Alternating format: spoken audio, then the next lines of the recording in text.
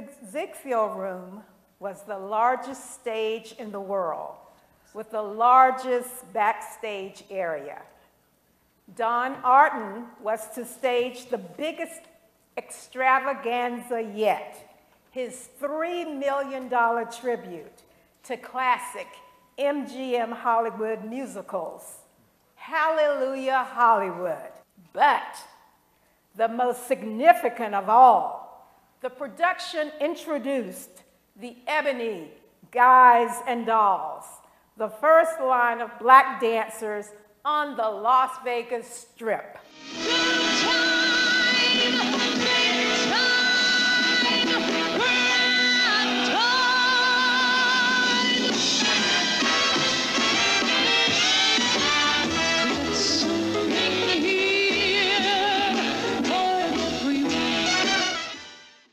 We were a line of female African-American dancers, and we felt that we were somebody.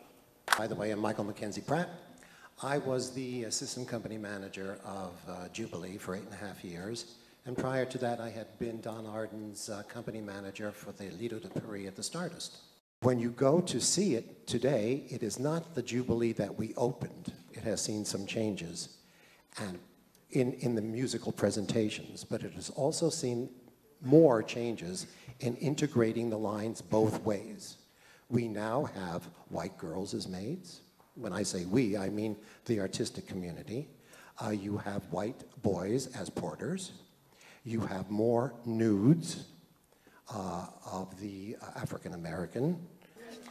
I was very fortunate to appear as a performer, a dancer, in the last 2 years of Hallelujah Hollywood.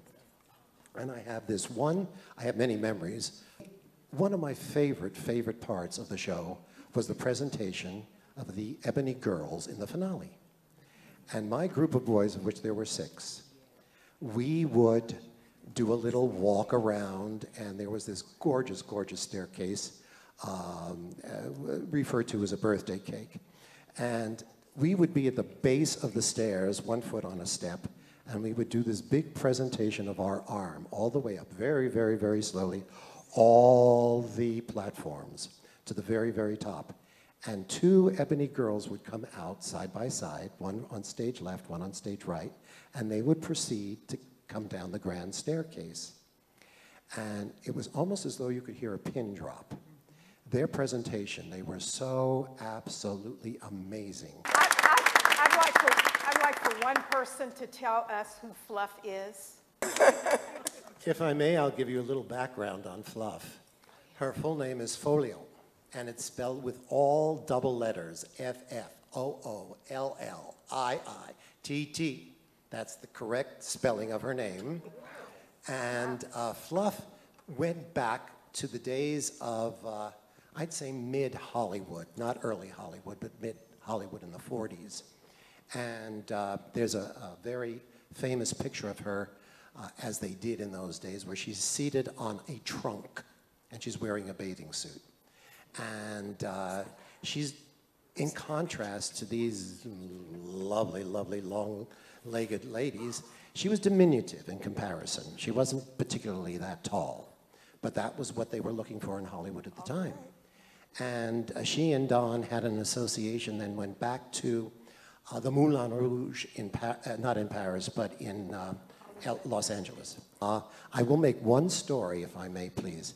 She was very encouraging to all the ladies, all of them, whether they were chorus or within their own particular group or to integrate into other lines. But if she believed that you had a modicum, even a modicum of talent, she would grab you on the side and say, come here. And I'm going to use Debbie DeCoudreau as an example. Debbie DeCoudreau here, because of Fluff's influence and encouragement, went, and that's who she is, the one that's right there. She's the shortest one, I think. Debbie DeCoudreau was encouraged by Fluff to pursue her singing portion of her talents, and she did. And ultimately, Debbie wound up being the vedette or star of the Moulin Rouge in Paris for, I believe it was 9 years. Fluff was lovely, she was professional, but she was tough. Her idea of encouraging me was to bring me in the office, close the door, and tell me that I could be just like Trisha Lee if I got off my lazy ass and worked harder. No, I'm serious, because I was happy to be a dancer. I was making more money than I'd ever made in my life. I was having fun. So I thought this is what I wanted to do for the rest of my life. And she was the one that, when she told me that, I was like, really? And so I started to look a little bit more lively on stage. I listened to what Laverne was telling me, because Laverne was hard. Lift your knee, point your toe, put your hand out, look straight ahead, bend your back. And I worked harder, and it was proven right. But she was tough. She loved you, but she did not beat around the bush. To cut a long story short, and I said, you know, here I'm dancing in a show where I'm a slave and a servant. And